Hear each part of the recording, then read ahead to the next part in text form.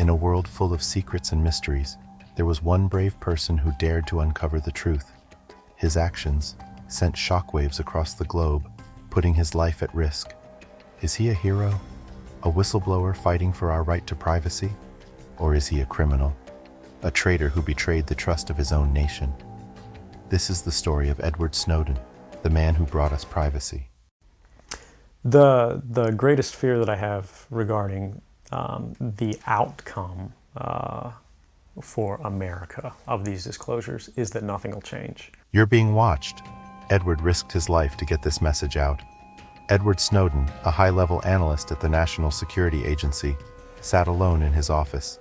Surrounded by an endless maze of data, his mind filled with thoughts, questions, and possible outcomes. What was at stake? His life, his freedom, his reputation, and the trust of his nation. Was it worth it? Was it worth the risk? His conscience echoed only one word. Yes, he had to do it. You realize that you might be willing to accept any risk, and it doesn't matter what the outcome is, so long as the public gets to make their own decisions about how that's applied. In 2013, Snowden made a decision that would change his life forever. Driven by the belief that people had the right to know about the huge spying programs run by their own government, he took a step few would dare. But this wasn't just another reckless act of defiance. Oh no.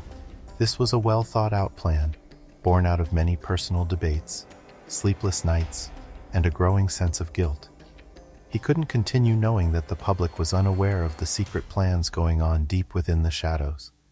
A plan that would only give the government more power while oppressing the masses even more. He smuggled out thousands of classified documents, information that once revealed would show the world just how far the government's spying had gone. They were being watched, and not just watched but recorded and stored. Snowden was about to take the leap, and the world had no idea of the storm that was coming. In the intelligence world, there's an art to revealing secrets called tradecraft. The secret language of spies, a collection of methods and techniques used to secretly gather, share, and protect information. Snowden wasn't just any analyst. He was a highly trained professional. He knew how this tradecraft worked, and he used this knowledge, this skill, to expose everything. The first thing he did was to gather the documents he would eventually leak, but he had to do it without alerting his colleagues or triggering the agency's advanced detection systems. From his secluded office in the NSA, he siphoned off top-secret files. He used his administrative access to scan every inch of the agency's networks, anonymously slipping through the maze of data, using a thumb drive to download all the critical files. But as he was going through this dangerous process, he had to plan his exit. How would he reveal all the documents to the entire world?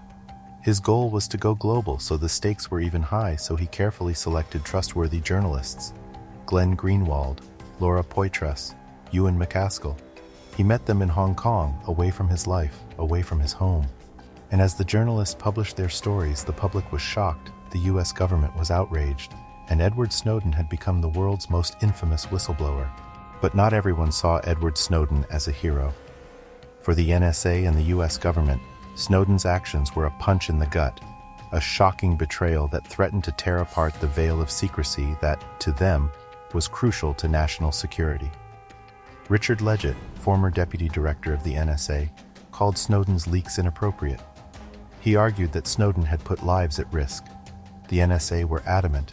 The leaked information was dangerous, not just to the national security, but to everyone working tirelessly to protect the country. The public was divided. Was Snowden a traitor, exposing secrets that could potentially aid America's adversaries?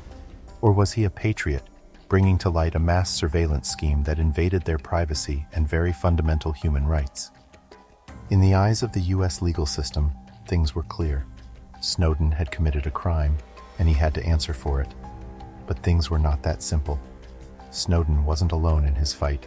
Major figures in the media and civil rights organizations stood by his side. Snowden had brought to light a harsh truth the public had a right to know, and they were grateful for it. In his own defense, Snowden himself said his actions had started an important conversation about privacy and surveillance that needed to be addressed. His aim was never to harm his nation, but to protect the rights of its citizens. His supporters saw him as a freedom fighter and a defender of liberty, risking everything to expose an overreaching government, To them, Snowden was not a criminal, but a champion. No, a hero. One who was not afraid of standing up for our privacy rights. But the disagreement about Snowden couldn't change what the law said. He had to leave the country he once served and was banished into exile. His first location, Hong Kong. However, his story didn't end there. There was a new chapter, and it started in Russia. In 2013, Edward left his job in Hawaii and took a plane to Hong Kong. But when he feared the US would arrest him, and Hong Kong was no longer safe, his next move was to try and reach Ecuador. His plan was to fly to Moscow, then on to Cuba, and finally Ecuador, where he would seek asylum. But he never made it. As he touched down in Russia for what was supposed to be a brief stopover, he was hit with the news. His passport had been canceled by the US government. Snowden was stranded. Russia was his new home. Then, in 2022, the twist in Snowden's saga was given an official stamp, quite literally. Russia made it official. They granted him citizenship.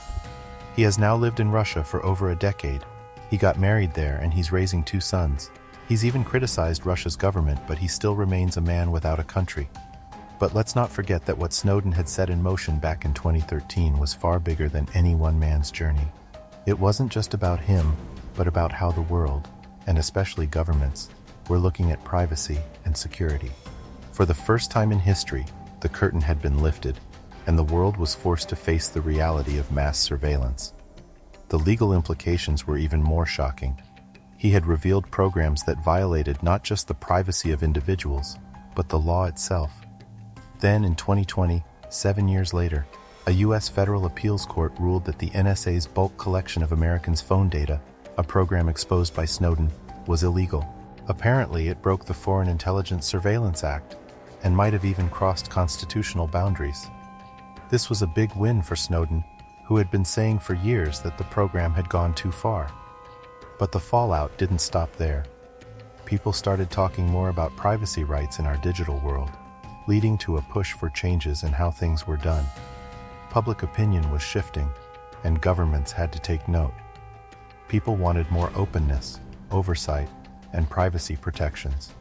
For some, Edward Snowden is a patriot, a man who took a principled stand. He was the David facing down the Goliath of government intrusion. He should have been protected and not persecuted.